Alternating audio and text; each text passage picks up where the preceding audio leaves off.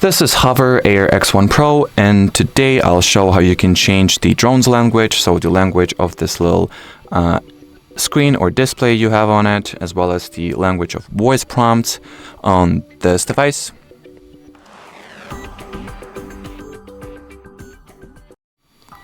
So to start, you're required to launch the HOVERAir X1 mobile application, and of course make sure that the drone is properly connected to it.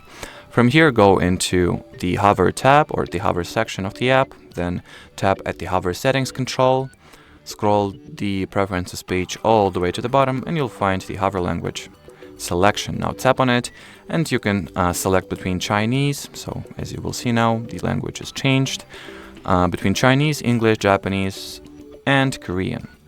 And well, as far as this little video goes, that'll be it. So thank you so much for watching, and bye-bye.